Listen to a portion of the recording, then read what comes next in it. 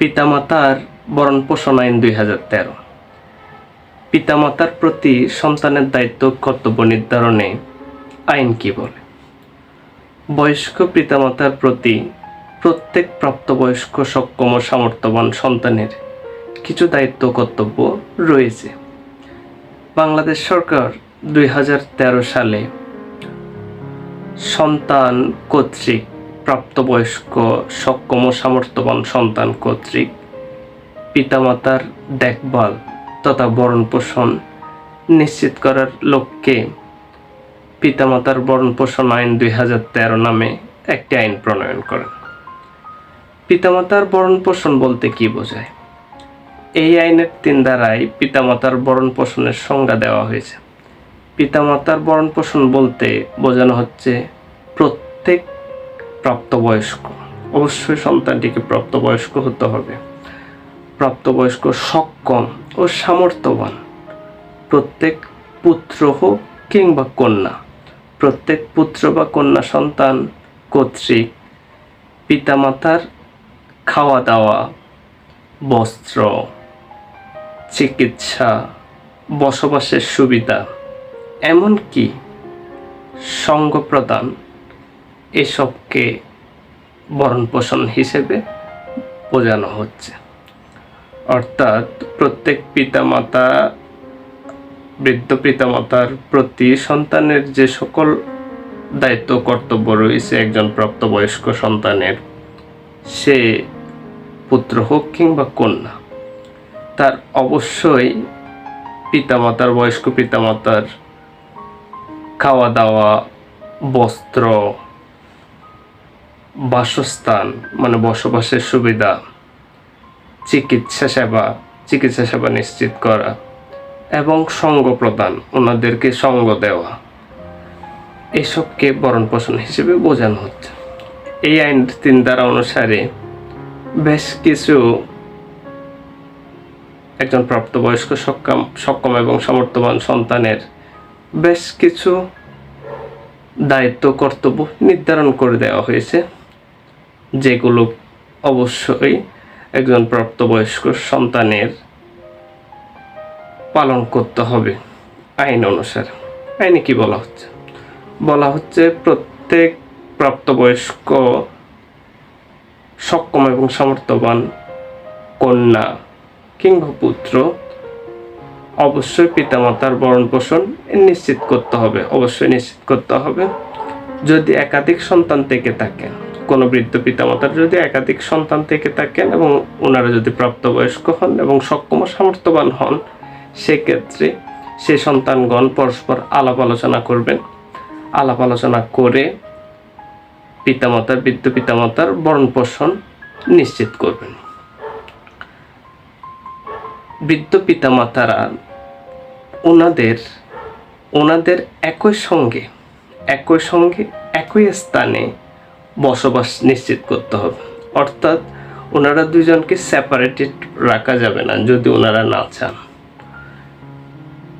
আরও বলা হচ্ছে ওনাদেরকে বৃদ্ধ নিবাসে কিংবা অন্য কোথাও একত্রে বা আলাদা থাকতে বাধ্য করা যাবে না। এরপরে ওনাদের নিয়মিত খোঁজখবর নিতে হবে।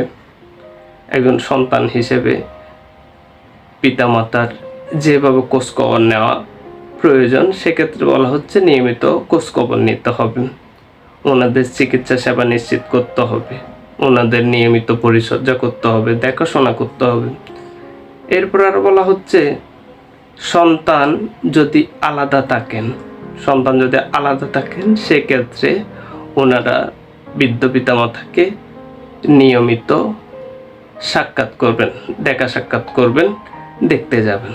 আর যদি ওনারা আলাদা থাকেন এবং ইনকাম করেন, সেক্ষেত্রে যুক্তিসঙ্গত পরিমাণ অর্থ বৃদ্ধ পিতামাতাকে দিতে বাধ্য থাকবেন। এসব হচ্ছে পিতামাতার ভরণ পোষণ। এরও বাইরে আরও অনেক কিছু থাকতে পারে, তবে সচরাচর বা সাধারণত এসবই হচ্ছে একজন বৃদ্ধ পিতামাতার ভরণ পোষণ হিসেবে বোঝানো হচ্ছে। এখন দেখুন, পিতামাতার অবর্তমানে যদি দাদা দাদি থেকে থাকে সেক্ষেত্রে বৃদ্ধ পিতামাতাকে যেভাবে আইনের ভাষায় যেভাবে ভরণ পোষণের কথা বলা হয়েছে সেরকমটি দাদা দাদিকেও ভরণ পোষণ নিশ্চিত করতে হবে পিতামাতার অবর্তমান। দাদা দাদিও আইন অনুসারে পিতামাতার ভরণ পোষণ পেতে বাধ্য থাকবেন একই ক্যাটাগরিক্যালি। ভরণ পোষণ যদি আইনে যে বলা হয়েছে এই সকল ভরণ পোষণের কথা বলা হয়েছে পিতামাতা যদি কোনো সন্তান কোনো প্রাপ্তবয়স্ক সক্ষম এবং সামর্থ্যবান সন্তান যদি ভরণ পোষণ প্রদান না করেন বা আইন অনুসারে যে বিধিবিধানগুলো বলা হয়েছে সেই পরিমাণ ভরণ পোষণ না দিয়ে থাকেন তাহলে ভরণ পোষণ না করলে সেটি শাস্তিযোগ্য অপরাধ হিসেবে বিবেচিত হবে এবং সেই জন্য বিজ্ঞ আদালত 1 লক্ষ টাকা পর্যন্ত অর্থদণ্ডে দণ্ডিত করতে পারবেন সন্তানদের।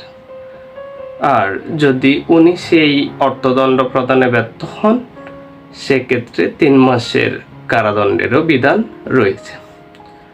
যদি কোনো পুত্র পিতামাতার যে প্রাপ্তবয়স্ক পুত্র সন্তান আছে ওনাদের যদি কোনো পুত্র কন্যা কিংবা স্ত্রী বা স্বামী বা অন্য যে কোনো ব্যক্তি যদি ওনার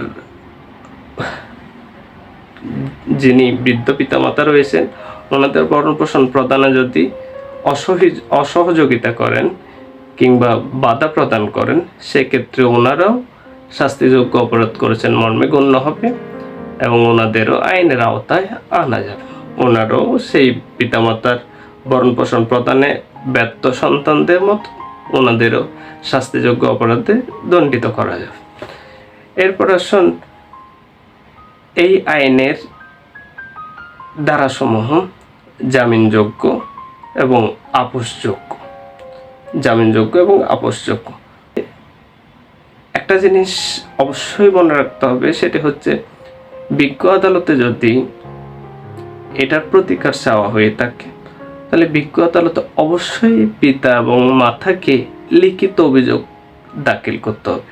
পিতামাতা ব্যতীত অন্য কেউ পিতামাতার ভরণ পোষণ চেয়ে ওই বৃদ্ধ পিতামাতার ভরণ পোষণ চেয়ে মামলা করতে পারবেন না।